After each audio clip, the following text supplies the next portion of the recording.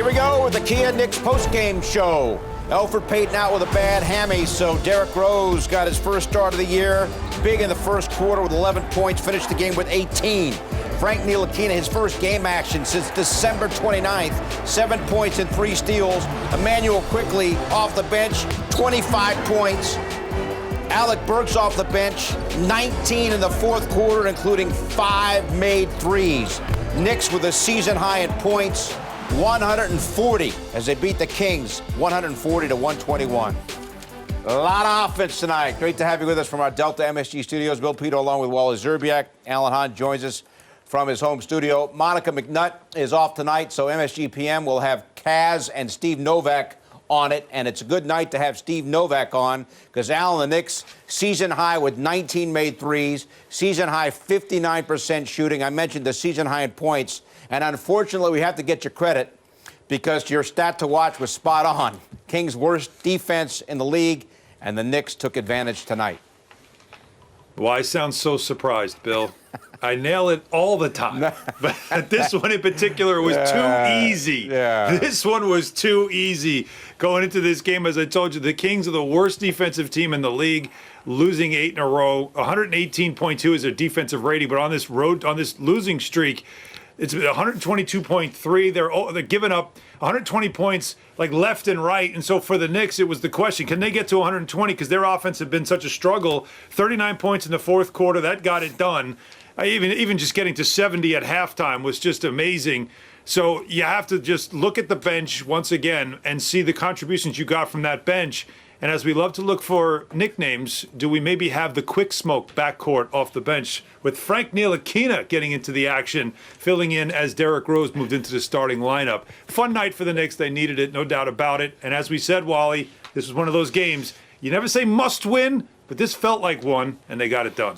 They did. That was fun to watch. And I'll tell you, with Derrick Rose into that starting lineup, the way he set the tone at the beginning of the game, got to the basket on the first play of the game, right to the front of the rim, gets that easy layup. Then he backs it up with 5 for 5 to start the game, knocking down threes when Sacramento's going under screens and daring him to knock down those triples. And then quickly, when he came into the game, I mean, you got it. He's been struggling so much, but when he came into this game, he took ownership of the second unit.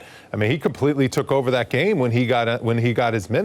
He had 18 points in that first half, and then he continued. And then Alec Burks plays his natural position, the 2, which he's really comfortable playing the 2, and he carried the second unit in the fourth quarter. That was great to see the way these pieces fit. I know Elfrid Payton's been playing great basketball, and I'm not saying the Knicks don't need him, but this was a great sign to see the way the chemistry was with those 2 units.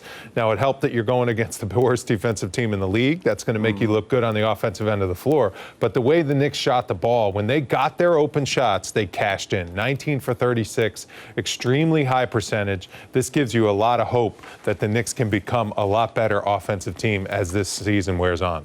All right, so you had Quickley and Rose, who had been electric together, but had struggled together in the last 3, and tonight playing separately were both electric again. Al, in the fourth quarter, the Knicks began the fourth quarter, they're only up 7 points, but that second unit really took control early in the fourth and avoided having this thing get any closer than that. Right, and for all the Frank Ntilikina fans out there, he played a big role in it, no doubt about it, including this drive here to put the Knicks up 103 to 94. And how about this? A steal turns into points. Obi Toppin with the dunk, and that was a beautiful play as well. And then there's Quickley knocking down one of his threes in rhythm. Just a lot of ball movement. That was terrific. And by the way, when you say this man's name, you think of Seinfeld. Alec Burks. 5 3-pointers in the fourth quarter. He was absolutely on fire. He tried to go 6 for 6, but did miss that last one. But what a performance from him and from the bench. Just an incredible 71 points off the bench in this game. And once again, yes, it's against a bad defensive team, but it still is a performance that you have to have, and they got it, despite the fact their starting point guard was not in the lineup tonight. Yeah, this was a big-time performance, and the fans got treated to some great basketball by the New York Knicks out there in the world's most famous arena. There's some fans out there that are screaming and yelling still. They're all fired up. Having those fans in the arena, I think, is going to give this Knicks team a nice little boost tonight. They played very well. Now, you mentioned Derrick Rose. He got the start. How important? 5 out of 5 in the first quarter for 11 Huge. points. How important was that in setting the tone? And I want to ask you, how about him not playing with Quickley tonight, is that something maybe to watch going forward? Were they each more effective potentially not playing together? It's possible because they both like having the ball in their hands. They both can create a lot of offense for themselves and their teammates, and they don't think when they're out there on the floor. They just react and they just play their game. And Immanuel Quickley has shown that he's very comfortable running the team and running that second unit, and he's got the ability to be explosive when he does that. Now, we'll see what decisions Tom Thibodeau makes, but Derrick Rose, what a performance. He had been struggling shooting the ball tremendously, before last game. He was pretty good shooting it last game, although he was 6 for 15. But tonight he was just phenomenal. Started the game 5 for 5, really set that tone. And I just think with him out there on the floor with Julius Randle in that starting unit, having another guy that really, really demands a lot of attention, especially on the offensive end of the floor, you can't just forget about Derrick Rose and pick and roll because he will kill you and make you pay every single time. That really helps out Julius Randle's game too. I think that's the best way to put it, Wally. Set the tone. That was perfect because that's really what he did on the very first play of the game.